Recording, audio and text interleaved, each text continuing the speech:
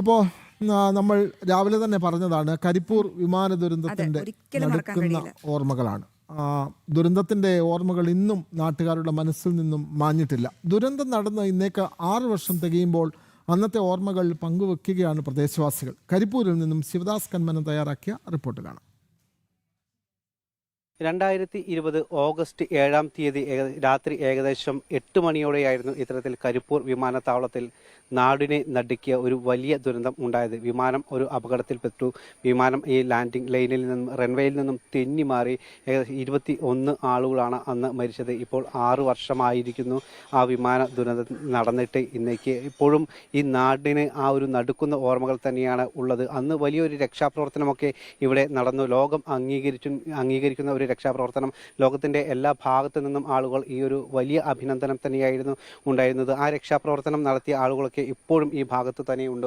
ഇപ്പോൾ ആ രക്ഷാപ്രവർത്തനത്തിന് നേതൃത്വം നൽകിയിരുന്ന ജുനൈദ് ഇവിടെയുണ്ട്. അതോടൊപ്പം തന്നെ ഇവിടെ നൌഷാദ്, ഫസലൊക്കെ ഇവിടെ ഇപ്പോഴും ഉണ്ട്.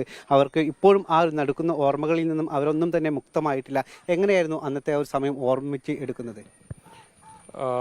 സത്യത്തിൽ ഞങ്ങളെ സംബന്ധിച്ച് മറക്കാൻ കഴിയാത്തൊരു സംഭവമായിരുന്നു അത്.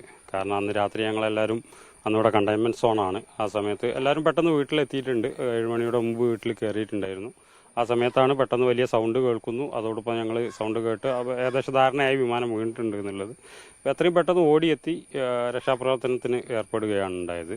ഞങ്ങളെ സംബന്ധിച്ച് ഒരു വിമാനാപകടം നടക്കും എന്നുള്ള ആ ഒരു സംഗതി, അങ്ങനത്തെ ഒരു ഇത്, കാരണം എന്ന് വെച്ച് കഴിഞ്ഞാൽ ഇതിനു മുമ്പ് ഇവിടെ ഇങ്ങനെ ഒരു സംഭവം നടന്നിട്ടില്ല, ആദ്യമായിട്ടാണ്. അപ്പോൾ ആ ഒരു ഇത് പിന്നെ കണ്ടെയ്ൻമെൻറ്റ് സോണാണ്. 2 കോവിഡ് കാലഘട്ടമാണ്. ഈ സമയങ്ങളിലൊക്കെ ഞങ്ങൾ നല്ല ശക്തമായിട്ടുള്ള മഴയായിരുന്നു. ഈ സമയത്ത് ഞങ്ങൾ പെട്ടെന്ന് ഓടിയെത്തുന്നു. ഞങ്ങൾ ആദ്യം തന്നെ കേൾക്കുന്നത് ഇതിൽ അപകടത്തിൽപ്പെട്ട ആളുകളുടെ കരച്ചിലാണ്. അപ്പോൾ പിന്നെ കോവിഡ് ആണെന്നോ അല്ലെങ്കിൽ മറ്റു ചിന്ത ഇതൊന്നും ഞങ്ങൾക്ക് ആർക്കും വന്നിട്ടില്ല. പ്രത്യേകിച്ച് എടുത്ത് പറയേണ്ടത് ഇവിടുത്തെ ചുറ്റുവട്ടത്തിലുള്ള, അതായത് ഞങ്ങളൊരു 3 പേരിൽ ഒതുങ്ങുന്നതോ അല്ലെങ്കിൽ ഒരു കൂട്ടായ്മയിൽ ഒതുങ്ങുന്നതോ അല്ല ഇത്. ആയിരക്കണക്കിന് ആളുകൾ, പ്രത്യേകിച്ച് കൂട്ടാലിങ്ങൽ, പാലക്കാപ്പറമ്പ്, ചിറയിൽ ചുങ്കം, അമ്പ്രമ്പാടം, പിന്നെ എന്ന് തുടങ്ങിയ പ്രദേശത്തിലെ ആളുകൾ, ഇതിൻ്റെ ചുറ്റുവട്ടത്തിലുള്ള എല്ലാ ആളുകളും ഒരു എന്താ പറയുക, ഒരു മെഡിക്കൽ ടീം പോലെ പ്രവർത്തിച്ചുകൊണ്ടിരിക്കുകയായിരുന്നു. തന്നെ മെസ്സേജുകളൊക്കെ മറ്റുള്ളവരിലേക്ക് ഇങ്ങനെ പാസ് ചെയ്തുകൊണ്ടിരിക്കും. വളരെ പെട്ടെന്ന് വെച്ചാൽ വിമാന അപകടം നടന്നിട്ടുണ്ട്, എത്രയും പെട്ടെന്ന് എത്തിച്ചേരുക എന്നുള്ള റിപ്പോർട്ട്. ലക്ഷറി ആദ്യം എനിക്ക് തോന്നുന്നു BMW, ഫോർച്യൂണർ, ബെൻസൊക്കെയാണ് ആദ്യം ഓടിയെത്തുന്നത് ആ അപകടത്തിൽപ്പെട്ട ആളുകളെ ഇവിടുന്ന് രക്ഷപ്പെടുത്താൻ വേണ്ടിയിട്ട്. തൊട്ടടുത്ത ഹോസ്പിറ്റലിലേക്ക് എത്തിക്കുന്നു. കുറേ ആളുകൾ മരണപ്പെട്ടിട്ടുണ്ടായിരുന്നു. മരണപ്പെട്ട ആളുകളെ എത്തിക്കുന്നു. എത്രയും പെട്ടെന്ന് കൂടുതൽ പരിക്ക് പറ്റിയ ആളുകളെ എത്രയും പെട്ടെന്ന് ഹോസ്പിറ്റലിലേക്ക് എത്തിക്കും. കുറേ പേര് സ്വയം രക്ഷപ്പെട്ട് എന്തുണ്ടായിരുന്നു, വിമാനത്തിൽ നിന്ന് നിശ്ചിത അകലം പാലിച്ചുകൊണ്ട് നിൽക്കുന്നുണ്ടായിരുന്നു. അവരെ നമ്മൾ സാവധാനമാണ് എന്ത് ചെയ്ത് ഹോസ്പിറ്റലിലേക്ക് എത്തിച്ചത്. പക്ഷേ ഇതിൽ അപകടം പറ്റി എന്ന് തോന്നുന്ന കുറേ ആളുകളുണ്ടായിരുന്നു. അവരെ എത്രയും പെട്ടെന്ന് നമ്മൾ ഹോസ്പിറ്റലിലേക്ക് എത്തിക്കുകയാണെന്നുണ്ടായത്. നിർണായകമായിട്ടുള്ളൊരു ഇടപെടലും കൂടിയായിരുന്നു. കാരണം വിമാനത്തിൻ്റെ അടുത്തേക്ക് പോകുക എന്നൊക്കെ പറയുമ്പോൾ ഒരു പൊട്ടിത്തെറിക്കാനുള്ള സാധ്യത ഒക്കെ ഉണ്ടായിരുന്നു. അതൊക്കെ തരണം ചെയ്തുകൊണ്ട്, അല്ലെങ്കിൽ അതുപോലും പരിഗണിക്കാതെയാണ് അന്ന് എല്ലാവരും അതിനടുത്തേക്ക് പോയി പരിക്കേറ്റ ആളുകളൊക്കെ. അല്ല, തീർച്ചയായിട്ടും. ഇപ്പോൾ ഉദാഹരണത്തിന് ഇപ്പോൾ നമ്മൾ നിൽക്കുന്ന ഈ റോഡിൻ്റെ എൻഡിലാണ് ഞാൻ താമസിക്കുന്നത്. നൗഷാദ് താമസിക്കുന്ന അന്ന് ഇതിൻ്റെ തൊട്ടടുത്താണ്. ഫസലും ഇതിൻ്റെ തൊട്ടടുത്താണ്. ഞങ്ങളെ വീടുകളിലൊക്കെ അന്ന് കുട്ടികളും ഉമ്മയും ബാപ്പയും എല്ലാവരും ഉണ്ടായിരുന്നു.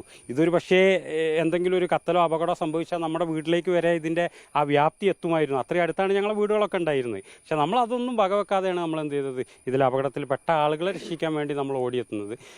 വിമാനത്തിന് എഞ്ചിൻ ഓഫായിരുന്നു എന്ന് നമ്മൾ എത്തിയ സമയത്ത്. പിന്നെ അപകടത്തിൻ്റെ ആ ഒരു ഫയർ എഞ്ചിൻ എത്തിയിട്ടുണ്ടായിരുന്നു. അവരെന്ത് ചെയ്യുന്നുണ്ടായിരുന്നു, അതിൻ്റെ സുരക്ഷ ഇത് പാലിക്കുന്നുണ്ടായിരുന്നു. അപ്പോൾ പിന്നെ നമ്മളൊരു ധൈര്യത്തിൽ നമുക്കൊന്നും സംഭവിക്കില്ല, ദൈവം നമ്മളെ കൂടെ ഉണ്ട് എന്നുള്ള വിശ്വാസത്തിൽ ഞങ്ങളെല്ലാവരും അങ്ങ് ഇറങ്ങി. ഞാനിപ്പോഴും വിശ്വസിക്കുന്നു ഞങ്ങളുടെ അന്നത്തെ ഞങ്ങളുടെ നാട്ടുകാരുടെ ഒരു ഇടപെടലാണ് അപകടത്തിൻ്റെ വ്യാപ്തി, അതായത് മരണസംഖ്യ കുറക്കാൻ കഴിഞ്ഞത് എന്നുള്ളത് ഞാനിപ്പോഴും പൂർണ്ണമായി വിശ്വസിക്കുന്നു. തീർച്ചയായും അത് തന്നെയാണ്. കാരണം നാട്ടുകാരുടെ ഒരു ഇടപെടൽ അത് വളരെ നിർണായകമായിരുന്നു. കാരണം നിരവധി ആളുകൾ ആ സമയത്ത് പരിക്കേറ്റ് കിടന്നിരുന്നു. പലപ്പോഴും ഈ നാട്ടുകാർ സധൈര്യം അവരുടെ അടുത്തേക്ക് പോയി പെട്ടെന്ന് തന്നെ തൊട്ടടുത്ത ആശുപത്രികളിലേക്കൊക്കെ അവരെ മാറ്റി. അതുകൊണ്ട് തന്നെ പലരുടെയും ജീവൻ രക്ഷിക്കാൻ കഴിഞ്ഞു.